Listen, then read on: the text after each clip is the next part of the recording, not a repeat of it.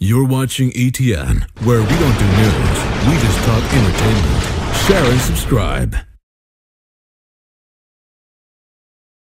Hey guys, welcome to Entertainment Talk Nation. This is Rob. This video, we're on the second week of the countdown to Age of Ultron, the Avengers sequel, coming next year. And last week we spoke about the Vision, talked a little bit about his origins, and speculated a little bit about what we might see from him in the movie. So this week we're going to talk about none other than the Scarlet Witch, the Vision's main squeeze, that lucky SOB. Boy, man, that android hit a home run with that one. So the Scarlet Witch is going to be played by Elizabeth Olsen, who many of you here in E.T.N know, played Elle Brody in the Godzilla movie. It was her first big feature film. Prior to that, she did a lot of indie work, and I'm very happy to see her playing the Scarlet Witch. I think she's a good actress, and I think she'll play the role well. I think, you know, some of the early concept I've seen, she looks good. She looks like she's going to do a good job. So hopefully that'll be the case when the movie comes out. Now, in terms of the character, the Scarlet Witch is going to be interesting how she's going to play into the Marvel Cinematic Universe because, well, let's talk about her origins. She debuted in 1964 in number 4 X-Men. She was recruited by her very own father, who at the time did not know that her and Quicksilver were his children. And they started off as villains. Quicksilver and Scarlet Witch started off as villains. And eventually, they felt that their debt had been paid to Magneto. A lot of events occurred during the Brotherhood. And they kind of saw what Magneto was really about, and that's not what they wanted to do. So they went to the Avengers. They joined the Avengers a year later in Avengers number 16, and well, let me say her, because we're not talking about Quicksilver here. We're talking about Scarlet Witch, but it'll be the same later. And she was like part of the team. Like, you would see her in a couple of comics, and then a couple of comics you wouldn't see her.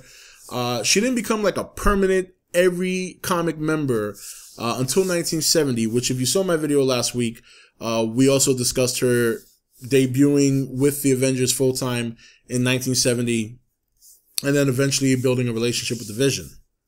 And eventually her and the Vision had their own series. You know, they had a short 1 through 4 series, and then followed that with a 1 through 12 series. And I think the 1 through 12 was between 85 and 86, and then the 1 through 4 was between 82 and 83.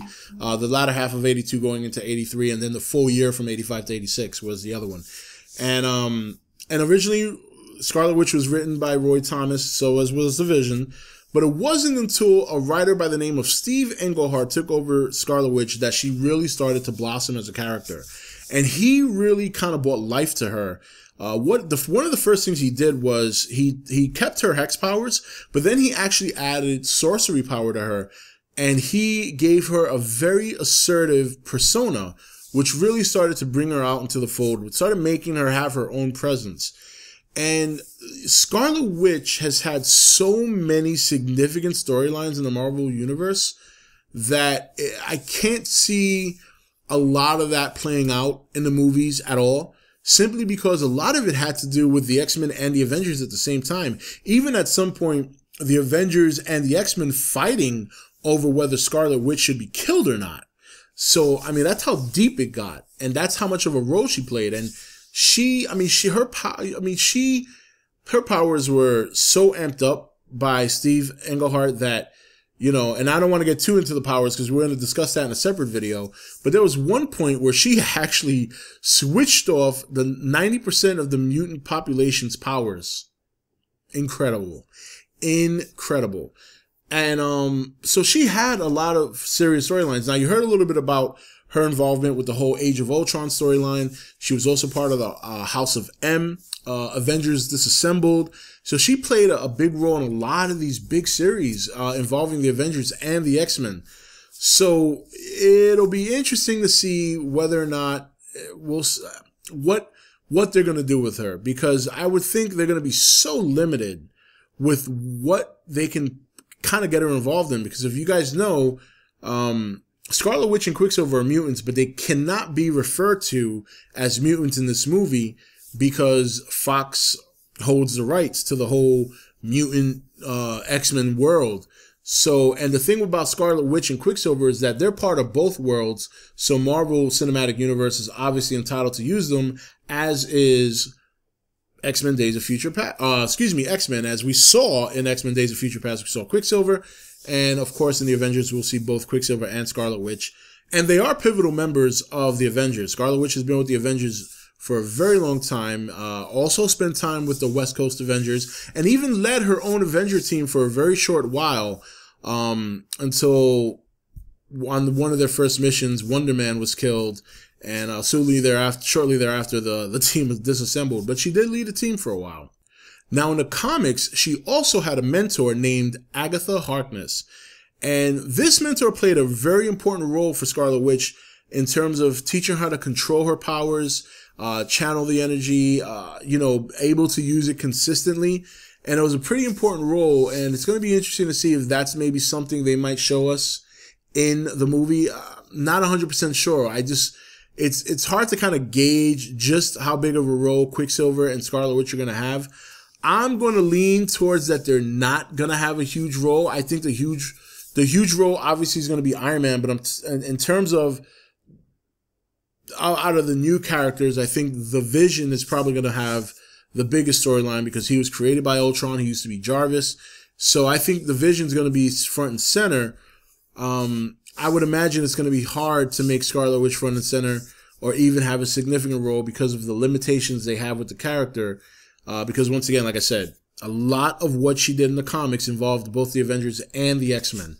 So, but that's more or less her origins. X-Men in 64, Avengers in 70, played a pivotal role in the Age of Ultron. Obviously, as you know, I touched on that with the Vision.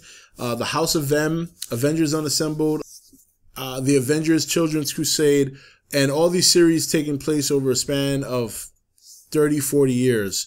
And it's just unfortunate that I don't think we're going to see a lot of what the Scarlet Witch has to offer. I think we might just see a paper cut version of the character because of the restraints that Marvel has. But if they even visit some of what the character represents from the comic, I think it's going to be great. She's probably one of the most powerful and look past Marvel characters to be existing in the universe. Her power is, forget it. We'll get into that in another video. Some of you will be surprised just how powerful this woman is. But the character in and of itself, it should be a lot of fun to watch. I'm looking forward to seeing her hexes and her powers come to life on screen. I'm definitely interested in seeing how Elizabeth Olsen is going to portray the character. It's going to be a lot of fun. And Scarlet Witch is definitely a very popular character amongst women. You go to cosplay, a lot of women dress up like Scarlet Witch.